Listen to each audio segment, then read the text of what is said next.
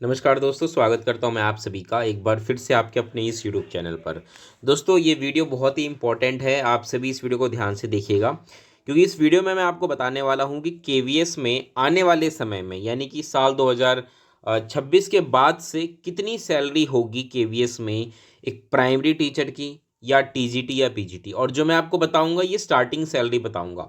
और ये चेंज क्यों आने वाला है, क्योंकि आप में से शायद बहुत सारे लोगों को ना पता हो, तो मैं आपको बता दूं कि जल्द ही 8th पे कमीशन जो है वो आएगा और उसकी रिकमेंडेशन साल 2026 से लागू हो जाएंगी।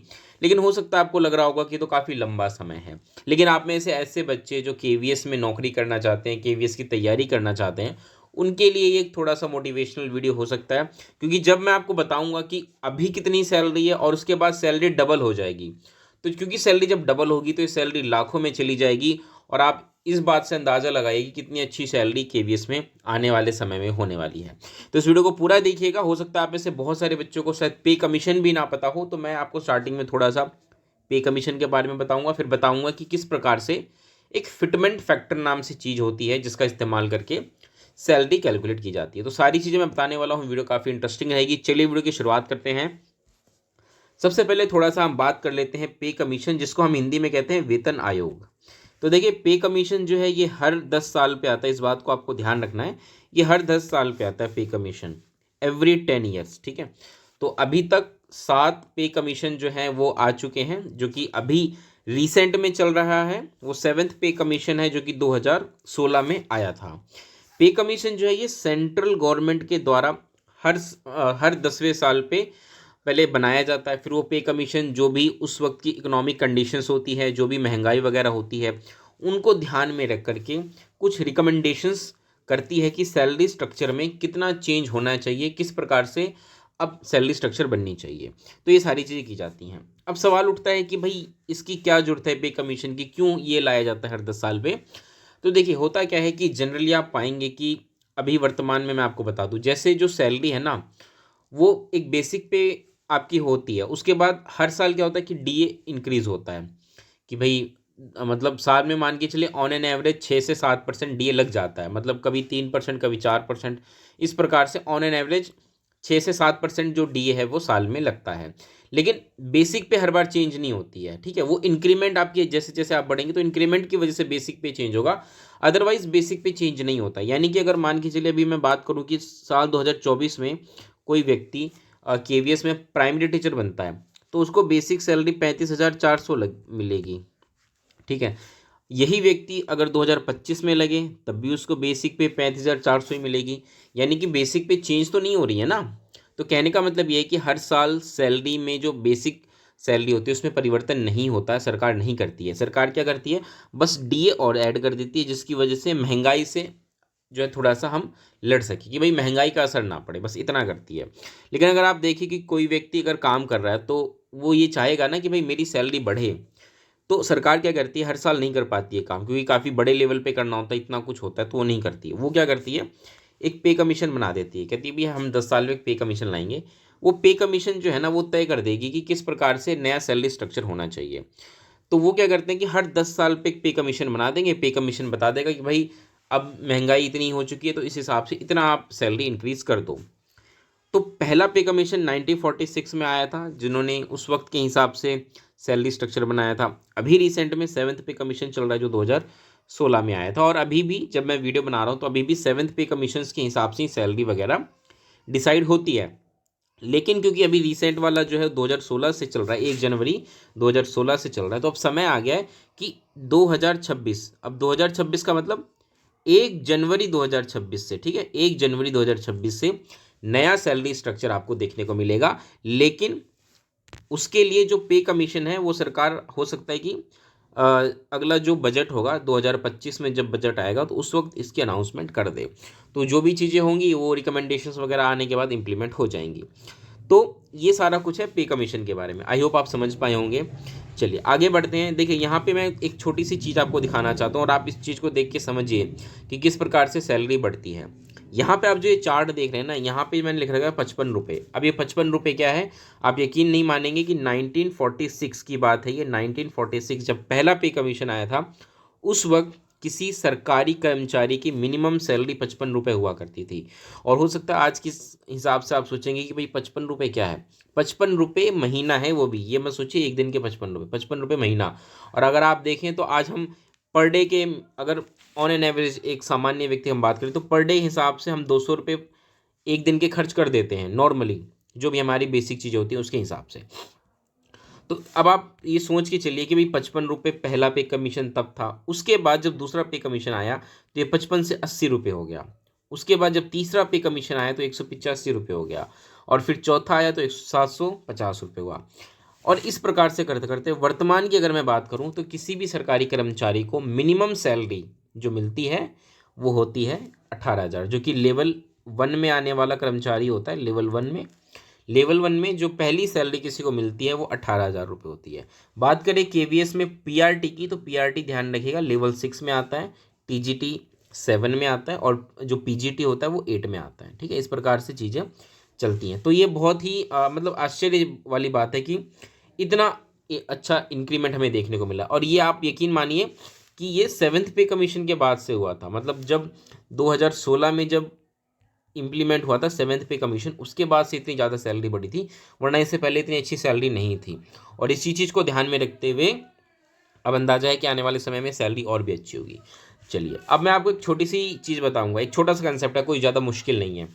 एक होता है फिटमेंट फैक्टर नाम की चीज़ होती है। फिटमेंट फैक्टर जो कि कोई भी पे कमीशन आता है तो फिटमेंट फैक्टर पहले तय करता है, और एक बार वो फिक्स हो जाए उसके बाद क्या होता है कि जो भी बेसिक सेल पे करंट में होता है उसको उस फिटमेंट फैक्टर से गुना कर दिया जाता है और नया बेसिक पे पता चल जाता है। उदाहरण के लिए मान के चलिए अगर किसी व्यक्ति की वर्तमान में सैलरी 18,000 रुपये है और ये पाया जाता है कि भाई फिटमेंट फैक्टर जो है वो दुगना है, मतलब 2 है, फिटमेंट फैक्टर 2 होने का मतलब दोगुना, तो क्या होगा, जनरली 18,000 को 2 से गुना कर दिया जाएगा तो नया बेसिक पे कितना हो जाएगा, 36,000 रुपये। तो इस प्रकार से चीज़ें कैलकुलेट होती हैं। तो ये आई होप आप समझ गए होंगे फिटमेंट फैक्टर। फिटमेंट फैक्टर जो अभी पे कमीशन आएगा वो तय करेगा। फिटमेंट फैक्टर के लिए बहुत सारी चीज़ों को ध्यान में रखा जाता है, महंगाई किस हिसाब से बढ़ रही है, आने वाले 10 सालों में कितनी हो जाएगी, तो इन सब चीज़ों को ध्यान में रख करके फिटमेंट फैक्टर जो होता है वो तय किया जाता है। अब मैं आपको अभी वर्तमान में जो चीज़ें चल रही हैं केवीएस में, अगर मैं केंद्रीय विद्यालय संगठन की बात करूं तो केवीएस में किस प्रकार से अभी जो सैलरी स्ट्रक्चर है वो मैं आपको बता दूं।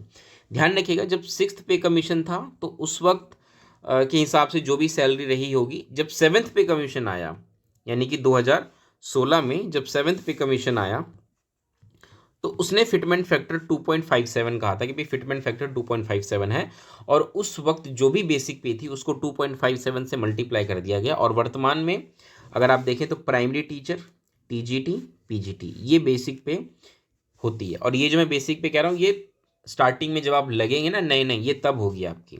ठीक है, यहाँ पे जो मैंने आपको ग्रॉस सैलरी बताई है इसमें डिफरेंस आपको देखने को मिल सकता है, क्योंकि मैंने यहाँ पे उन्हीं फैक्टर्स को कंसिडर किया है जो हर जगह हमें देखने को मिलते हैं। लेकिन इसके अलावा मेडिकल बेनिफिट्स जो कि अलग अलग होता है हर जगह, वो मैंने कंसिडर नहीं किया है। एचआरए जो मैंने यहाँ पे 30% लिया है, ये 30% हर जगह नहीं होता है। लेकिन अगर हम बात करें दिल्ली की, तो दिल्ली के हिसाब से अगर मैं आपको बताऊँ तो यहाँ पे एचआरए 30% है। ये डीए जो है ये अभी के हिसाब से मैं आपको बता रहा हूँ कि अभी जो 2024 चल रहा है, तो जुलाई 2024 के बाद से डीए 53% हो गया, और बेसिक पे किसी की 35,400, 44,900 ये तो पहले से फिक्स होती है। तो जब हम इन चीज़ों को ध्यान में रखते हैं तो 35,400, जैसे पीआरटी की मैं बात करूँ तो 35,400 बेसिक पे है, उसमें डीए इतना लग जाता है। डीए ध्यान रखिएगा ये बेसिक पे का 53% है। ठीक है, फिर एचआरए जो मिलता है ये भी बेसिक का ही मिलता है 30%। तो अगर आप इन तीनों को जोड़ेंगे तो किसी प्राइमरी टीचर की जो पहली सैलरी होगी 64,782 रुपये ग्रॉस सैलरी होगी। इसी प्रकार से टीजीटी की अगर मैं बात करूं तो बेसिक पे 44,900, फिर उस पर डीए 53%, फिर एचआरए 30%, और जो ग्रॉस सैलरी बनती है वो 82,167। इसी प्रकार से पीजीटी की 47,600 बेसिक पे, फिर 53% उस पर डीए, एचआरए 30% और ग्रॉस सैलरी 87,108 रुपीज़। ये वर्तमान की बात है जो अभी करंट में है। लेकिन जब 8th पे कमीशन आएगा, जब 8th पे कमीशन आएगा तो 8th पे कमीशन के बाद चीज़ें बदल जाएंगी। तो अब कितनी सैलरी हो जाएगी वो आप यहाँ पे देख सकते हैं। जो नया स्ट्रक्चर रहने वाला है वो इस प्रकार से होगा। ध्यान रखिएगा ये फिगर्स एग्जैक्ट 100% सही नहीं है, क्योंकि अभी 8th पे कमीशन आएगा, उसकी रिकमेंडेशन आएंगी उसके बाद। तो मैंने किस आधार पे चीज़ें तय की हैं कि भाई फिटमेंट फैक्टर, जैसे कि मैं अगर आपको यहाँ पे बताऊँ तो मैंने कितना फिटमेंट फैक्टर लिया है, तो मैं आपको अभी समझाता हूँ। देखिए, अभी वर्तमान से में जिस प्रकार से खबरें चल रही हैं, जो भी न्यूज़पेपर या जो भी रिसोर्सेज, जो भी हिंट्स हमें मिलते हैं गवर्नमेंट की तरफ से, या अगर मैं आपको बताऊं कि ऑन एन एवरेज जो पहला पे कमीशन था तब से लेके अभी तक का, इन सब चीज़ों को अगर हम ध्यान में रखें तो फिटमेंट फैक्टर 2 से 3 के बीच में ही रहेगा। जैसे कि 7th पे कमीशन में 2.57 था, ठीक है। तो अभी वर्तमान में भी अगर जो 8th पे कमीशन आएगा तो फिटमेंट फैक्टर 2 से 3 के बीच हम अनुमान लगा सकते हैं कि इसके बीच ही रहने वाला है। मतलब कम से कम 2 रहेगा फिटमेंट फैक्टर, मैक्सिमम 3 रहेगा, इससे ऊपर नहीं जाएगा। तो यहाँ पे जो मैंने नया बेसिक आपको मैंने जो नई सैलरी यहाँ पे बताई है, यहाँ पे मैंने मिनिमम लिया है फिटमेंट फैक्टर, यानी कि 2 फिटमेंट फैक्टर मैंने 2 लेकर के जो है सैलरी कैलकुलेट की है। अब यहाँ पे फिटमेंट फैक्टर 2 लेने का मतलब ये है कि जो भी हमारी बेसिक पे अभी में है, जैसे कि 35,400 रुपये मैंने बताया ना प्राइमरी टीचर की है, इसको हमने 2 से गुना कर दिया। तो जैसे ही आप 2 से गुना करेंगे, नया बेसिक पे आपको दिख जाएगा 70,800 रुपये नया बेसिक पे रहने वाला है। कोई भी व्यक्ति अगर KVS में एज अ PRT लगेगा तो उसकी जो बेसिक पे होगी वो 70,800 रुपये होगी बेसिक। ये तो सिर्फ बेसिक है, इसके ऊपर भी अलाउंस मिलते हैं। इसके अलावा DA 0%। एक बात का हमेशा ध्यान रखिएगा कि जब भी नया पे कमीशन आता है, उस नए पे कमीशन के आते ही जब भी सैलरी में चेंज आता है तो DA हमेशा 0% हो जाता है। अब 70,800 कर दिया आपका फिक्स। अब क्या होगा कि जैसे जैसे महंगाई बढ़ेगी, हर 6 महीने पे अनाउंस करती है गवर्नमेंट, तो हर 6 महीने पे वो DA वगैरह अनाउंस करना स्टार्ट कर देगी। तो स्टार्टिंग में तो 70,800 होगी, लेकिन उसके बाद जैसे जैसे गवर्नमेंट DA अनाउंस करेगी फिर DA लगेगा, लेकिन शुरुआत में DA 0 ही रहेगा। HRA को लेकर के कोई भी फिक्स क्राइटेरिया हम अभी से नहीं कह सकते, लेकिन मैंने यहाँ पे 10% लिया है। ये ऐसा मैंने क्यों किया, क्योंकि अगर आप देखेंगे जब 7th पे कमीशन आया था तो उस वक्त उन्होंने एक फिक्स अमाउंट कर दिया था कि HRA जो है वो इतना ही मिलेगा, लेकिन फिर धीरे धीरे HRA को चेंज किया गया। XYZ इस प्रकार से 3 शहरों में बांटा गया सभी जगहों को, और उसके हिसाब से HRA तय किया गया। जैसे कि अभी करंट में बात करें तो 30% है, इसके अलावा 27% है और 24% है, इस प्रकार से है। तो अभी के हिसाब से ये चीज़ें हैं, लेकिन जैसे ही नया 8th पे कमीशन आएगा HRA ये नहीं रहने वाला। ये भी क्या होगा कि एक मिनिमम अमाउंट हो सकता है आपको स्टार्टिंग में फिक्स करके बता दिया जाए। जैसे कि 7th पे कमीशन में तो शायद 5400 रुपये था, जो एक्स सिटीज़ के लोग थे उनको HRA फिक्स किया गया था, फिर 3600 और 1800 कुछ इस प्रकार से था। तो 8th पे कमीशन में स्टार्टिंग में हो सकता है कि आपको कुछ फिक्स अमाउंट दे दिया जाएगा कि भाई इतना रहेगा, लेकिन उसके बाद फिर चीज़ें उसी हिसाब से होंगी कि भाई 2%, 3% या 10%। हमेशा ध्यान रखिएगा कि वो कितना भी हो, कोई भी एक फिक्स अमाउंट चाहे ले लिया जाए, वो कभी भी 10% से कम नहीं करेंगे, क्योंकि ऑन एन एवरेज जो अगर हम अभी तक की पे कमीशन की बात करें, उनके ट्रेंड्स को देखें तो यही रहा है। मिनिमम टू मिनिमम 8th पे कमीशन में मिनिमम HRA जो है वो 10% रखा जाएगा, ठीक है। तो इस बात को ध्यान में रखते हुए मैंने यहाँ पे HRA लिया है। तो HRA हो सकता है आपका 10% भी, अगर मैं आपको कैलकुलेट करके दूँ तो ये HRA बनता है PRT का, और ग्रॉस सैलरी 77 बनती है। वहीं TGT की हम बात करें तो ये HRA है 98 के आसपास बनेगी। वहीं PGT की ये बेसिक पे हो जाएगी, और ये नया HRA होते ही 1 लाख से ऊपर सैलरी हमें यहाँ देखने को मिलेगी। तो किस प्रकार से सैलरी आप देख सकते हैं डबल से भी ज़्यादा हो जाएगी। यहाँ पे कई बातों का ध्यान नहीं रखा है, जैसे ट्रैवलिंग अलाउंस भी मिलता है कई जगह पे, कई जगह नहीं मिलता। जहाँ पे क्वार्टर्स होते हैं वहाँ पे HRA नहीं मिलता, लेकिन कई जगह पे HRA सॉरी जो ट्रैवलिंग अलाउंस की मैं बात कर रहा हूँ वो दिया जाता है कि भाई कोई अपने दूर से घर से आता है तो उनको ट्रैवलिंग अलाउंस दिया जाता है, कई जगह नहीं दिया जाता। तो इन चीज़ों का आपको ध्यान रखना है, ठीक है। इस प्रकार से जो है नया सैलरी स्ट्रक्चर हमें देखने को मिलेगा। तो यहाँ पर आप देख सकते हैं कि किस प्रकार से नया सैलरी स्ट्रक्चर बनेगा, और ये बहुत ही मतलब हैंडसम सैलरी हम कहेंगे कि भाई एक प्राइमरी टीचर को ये पहली सैलरी होगी। ध्यान रखिएगा, ये जो मैं आपको बता रहा हूँ ये पहली सैलरी होगी, और उसके बाद जैसे जैसे आप जॉब करेंगे आपकी सैलरी ऑन एन एवरेज 5 से 6 हज़ार हर महीने हर साल बढ़ती ही बढ़ती है, ठीक है। तो इस प्रकार से मैं आपको बस इतना कहना चाहता हूँ कि आप जॉब की तैयारी करिए। KVS बहुत ही अच्छी सैलरी आने वाले समय में रहने वाली है। चलिए दोस्तों, इस वीडियो को यहीं समाप्त करता हूँ। कैसी लगी वीडियो बताइएगा, दोस्तों तक लाइक शेयर करिएगा, चैनल को सब्सक्राइब कर दीजिएगा। मिलते हैं अगली वीडियो में, तब तक के लिए नमस्कार, धन्यवाद।